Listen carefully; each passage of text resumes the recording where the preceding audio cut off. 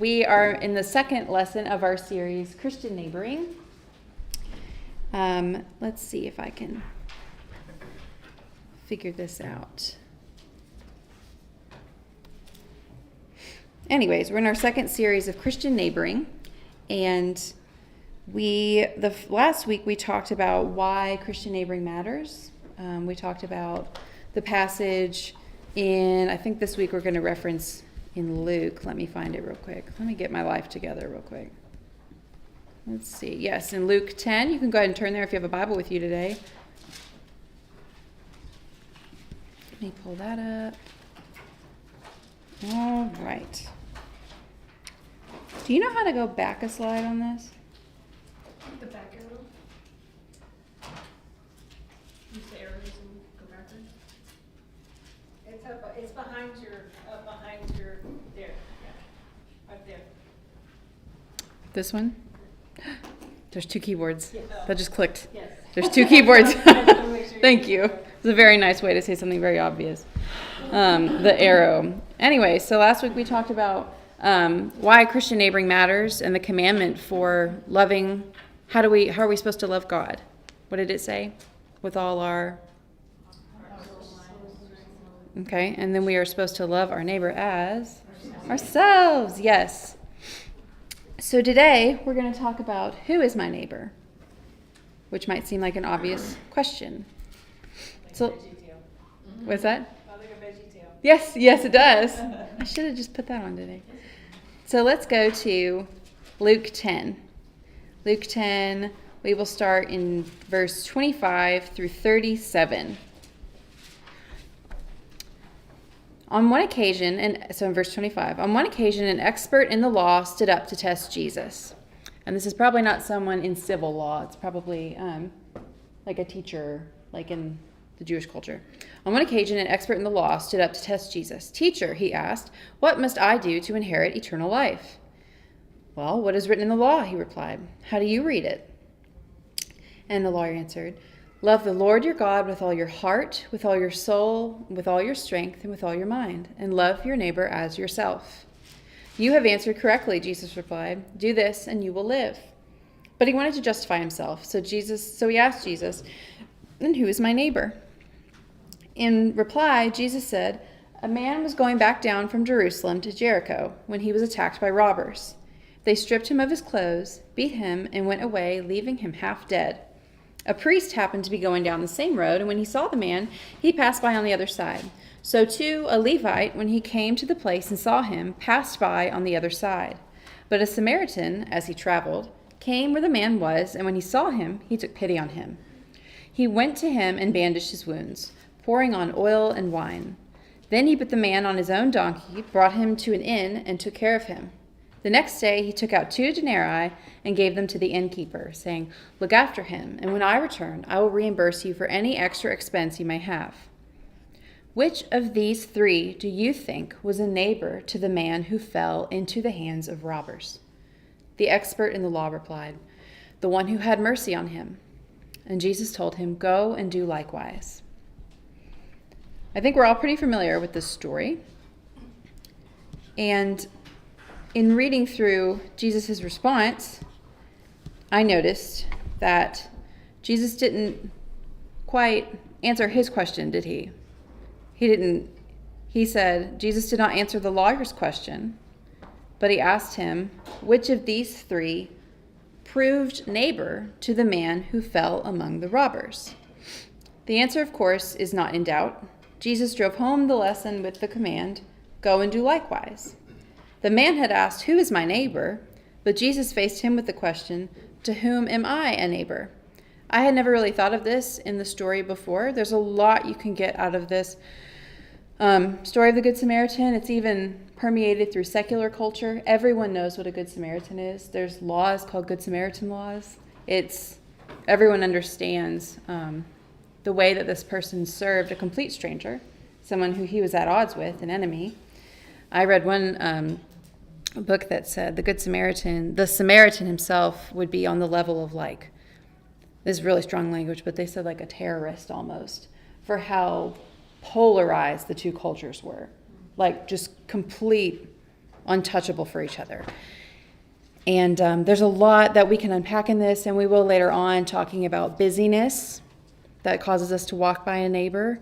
The two that could have stopped beforehand were on their way to good things, not bad things, right? But today I wanted to focus on the way that Jesus flipped around the question. The lawyer asks, "Who is my neighbor?" And it says he's kind of looking for an out, right? Jesus tells him that he should be the neighbor. In other words, if you're being a good neighbor, then everyone you interact with is your neighbor. Jesus doesn't answer the lawyer's question, but he asks him a different question.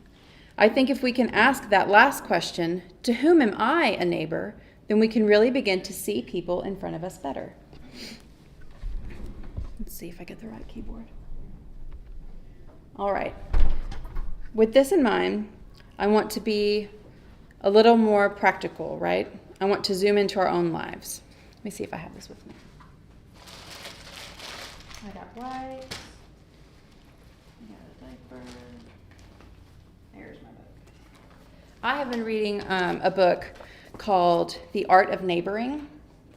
It's coincidental that Jeffrey's been reading The Art of Spiritual Conversations. I promise we're not super cutesy with our book titles and read similar things at the same time. It just happened that way. And a lot of The Art of Spiritual Conversations, that book will come over into this class a little bit later. I like this book. It's definitely, some of it's a little more surface level than I want to be with my neighbors. I think you have to present truth as truth with people at some point. Some of this is a little bit more all-encompassing of if we all love God, we're all in the same boat.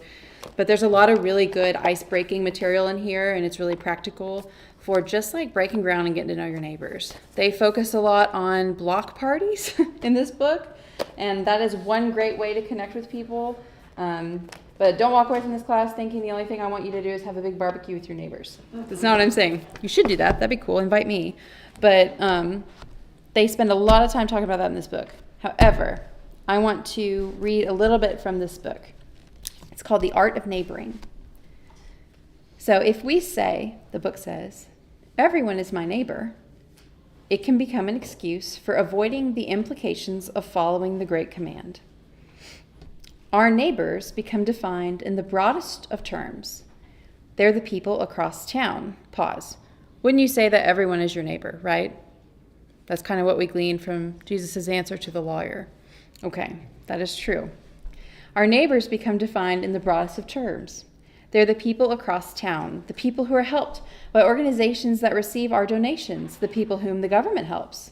We don't have to feel guilty, we tell ourselves. After all, we can't be expected to really love everybody, can we? The problem is, however, that when we aim for everything, we hit nothing. So when we insist we're neighbors with everybody, we often end up being neighbors with nobody. That's our human nature. We become like the lawyer looking for a loophole. We tell ourselves that we've got a lot going on in our lives, so surely the great commandment only applies to the wounded enemy lying beside the road, right? Doesn't it?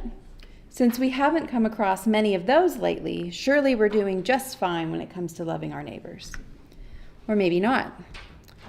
The book says Jesus assumes that his audience would be able to love those nearest them. Their literal neighbors, the people most like them who shared the same heritage and geography. In telling the parable, Jesus was stretching their concept of neighbor to include even people from a group they didn't like. Today, as we read the parable, we might go straight for loving the neighbor on the side of the road. Thus, we make a metaphor of the neighbors, a metaphor that doesn't include the person who lives next door to us.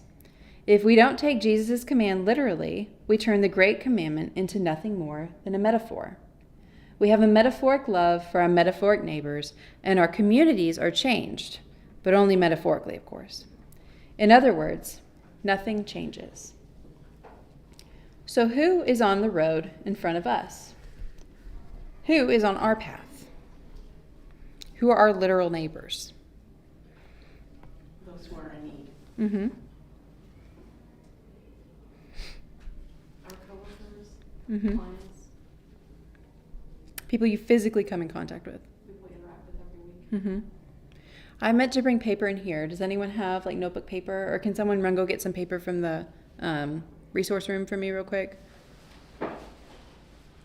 We, As we're both going.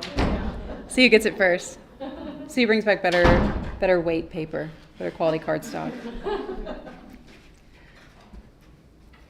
I appreciate y'all's patience as I use a PowerPoint. You would think I'd be better at this, but I'm not. I'm new to PowerPoint.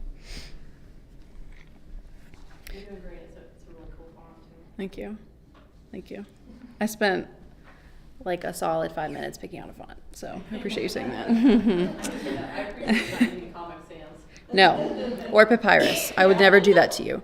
I am still I do not remember a lesson that's taught without a PowerPoint, which is super hypocritical because I don't use them when I teach.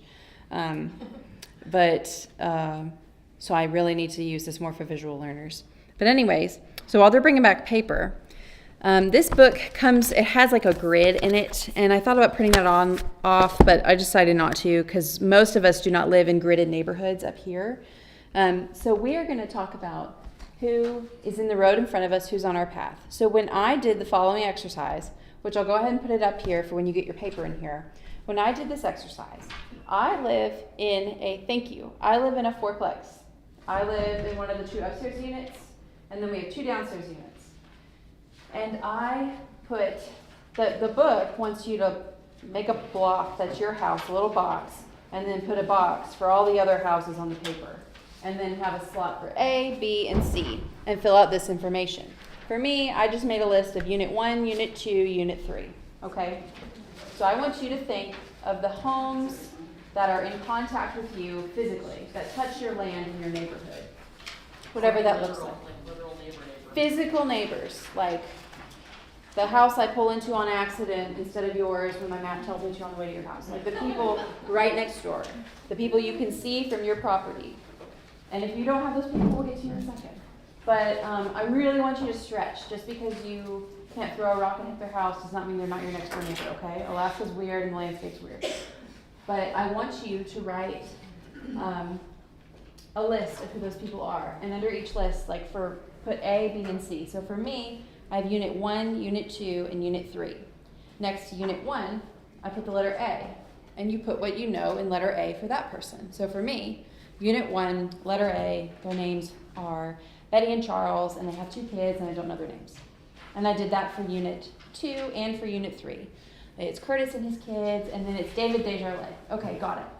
Then for level B, for my neighbors, I put, Unit 1, under B, data and facts about that person. Okay, I know that Betty just graduated from some sort of medical thing, online business, and let's see, I know that she likes mochas, hot coffee. I know where Charles works, and that's about it.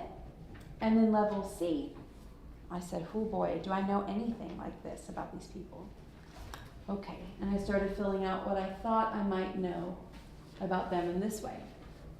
It was a lot easier for David Desjardins, who goes to church here, for me to do that.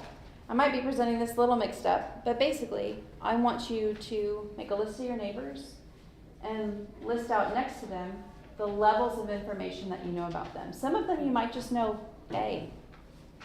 Some of them you might know, you could write a page on C. Do I need to explain this better? Am I explaining this right? Okay. You are writing out levels of information that you know about these people. And you might not even have A on some people. That is okay. I'm not grading you on this. You're writing their names and moving through levels of information. It's okay if you don't know all of it. I don't know anything on C for my 6 feet across the hall neighbors. Don't know anything. I don't even remember if I know their names, all of them. This is just how well do you know the people who are on the road in front of you. And because we're in Alaska, some of us do not have neighbors. Tiffany, no? Tiffany knows neighbors are people that they're all in the same bloodline, right? So the Bible class teacher recently on Wednesday nights, who was teaching through the art of spiritual conversations, brought up social spheres. Social spheres are people that you interact with throughout the week, throughout your life. It can be your friends, your family, work, neighborhood. Who do you regularly overlap with? Who are you regularly exposed to? So maybe, do you go to the library every Monday and you have the same receptionist? Do you go to physical therapy twice a week and you see the same physical therapist? Who do you see regularly? Who do you have regular overlapping with that's relationship building? And make sure that you're not giving someone the title of neighbor because neighboring them is easy and comfortable. I interact with my family all the time. I see Patsy every single day, every day. I need to love and serve her, and I do. But I also have other people readily accessible in my life that are literally my neighbors. Okay? I did this, and I was very humbled with my results. And I felt ashamed. We moved in there in June, and I was glad I knew some things, but I was embarrassed about other things. Two of the other units have children the same age as Patsy, and we've never played. And like literally, they're in the same hall, you know. Do not let shame take hold and paralyze you. We've talked about this. Shame is Satan trying to paralyze you from doing what you can and you should. You just let it motivate you to show you opportunities of how we can do better. That's awesome. If there's deficits in this list, great. You know exactly where you can start. How are these lists going so far? Pretty good? Oh, but you're moving. Yeah. Yeah. Yeah. We just love them so much. Yeah. All of them. But that's a wealth of experience you have with neighboring. That is so valuable. You know, it's funny, you talked about the barbecue parties that we presently live in a cul-de-sac. We've been there for 19 years. And we had set parties. Yeah. And John, of course, was the entertainment. We have a balcony on the front of our Of course. house. And he would perform, sing, while everyone was down the cul-de-sac. You know, everyone brought food. Yeah. It was a whole day of fun, games, entertainment, food. Yeah. And not just our immediate cul-de-sac, we know the neighbors across the street, we know neighbors this way. And then some people that were just out driving, they would stop. Yeah. And we would invite them, oh, hey, stay, we got lots of food, go get some food. And they would. Wow. See, this book talks about that a little bit. And I'm reading another book right now called The Gospel Comes with a House Key. And it talks about like just living your life outside. Yeah. Living, like in this book, their neighbors were like, we see that you have these groups coming and going and everyone's having a great time. And this guy was like, that's our small group. Why have I never thought? You know, and, but anyways, don't let shame put you on the ground. Let it be like, this is an opportunity, right? But was anyone able to fill out everything aside from you, Miss 19 Years? Maybe nothing? Here, we'll move this over. So, how do we identify needs? And we are going to talk about this a whole lot more in depth. I know I keep saying that about a million different subjects, but we really are. We're going to talk about more in depth on how to tangibly serve our neighbors.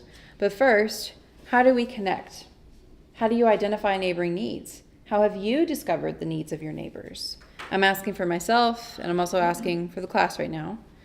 We're going to spend, like I said, more time later talking about this. So this is more just peripheral, what you can just see with your eyes, or over here. How do you discover these needs? What have you been able to glean from what you know so far? How did you glean it?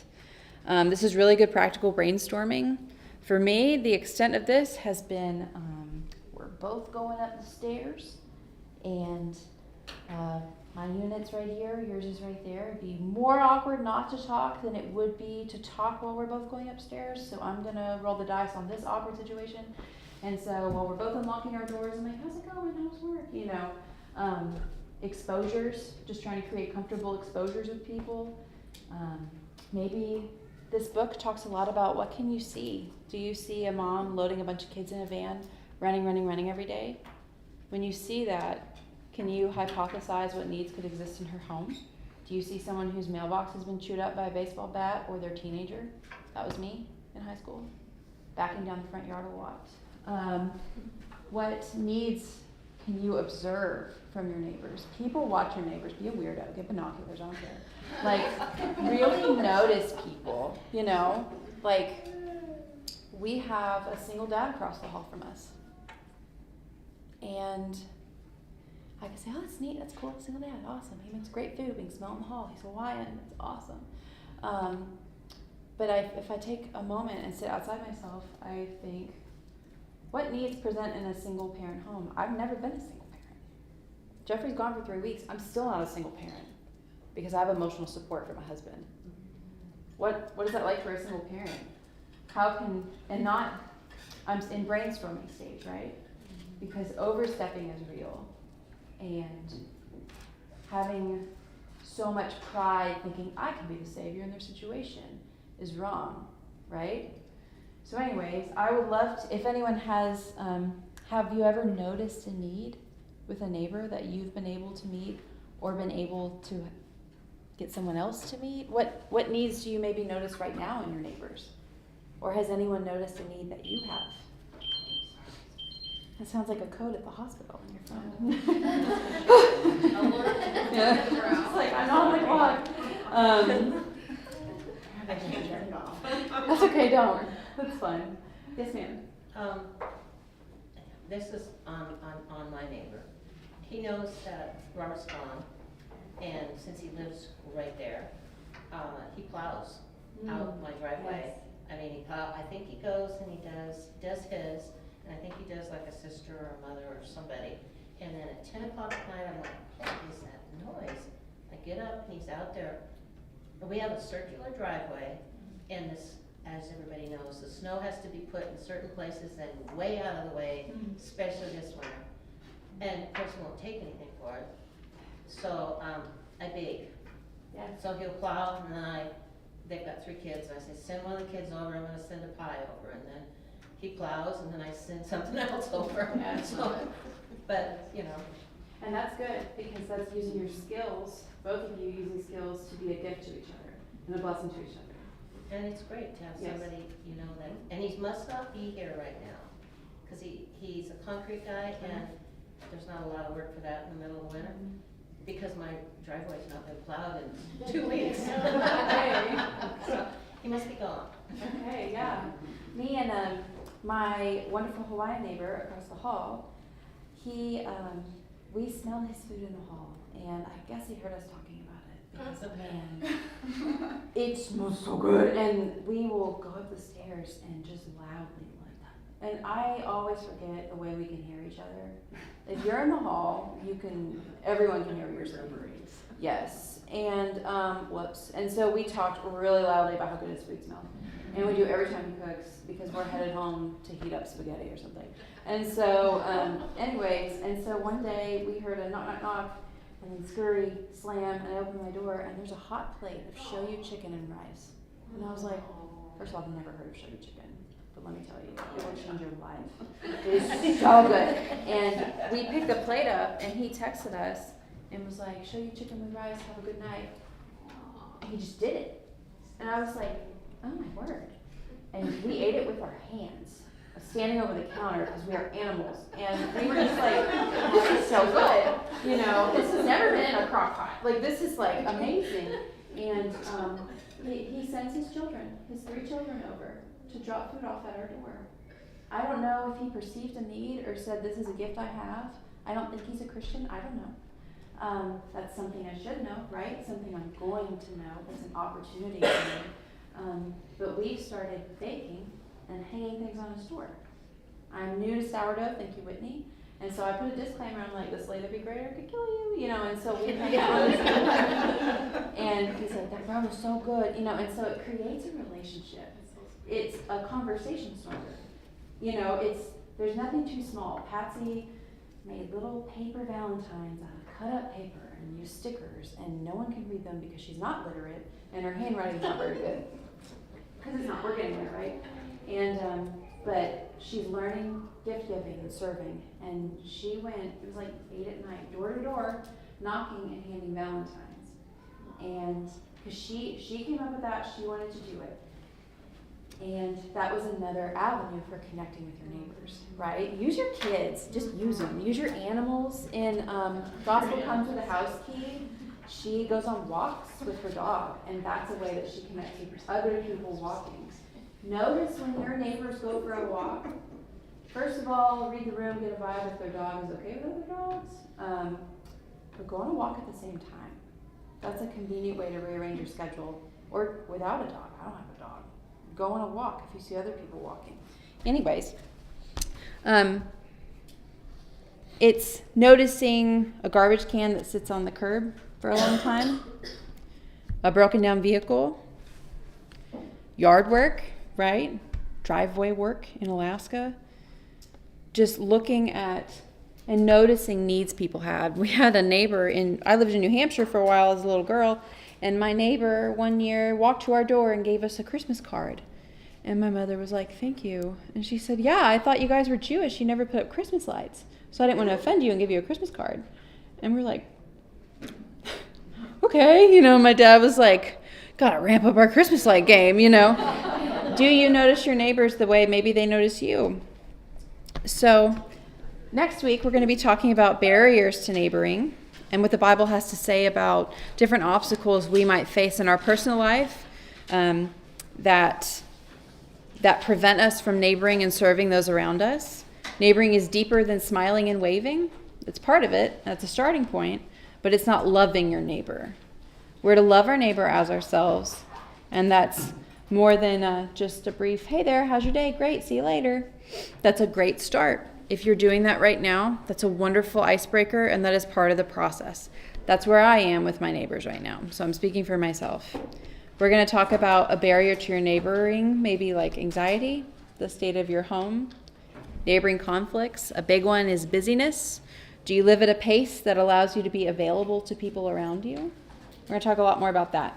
So, all right, thank you guys for being here.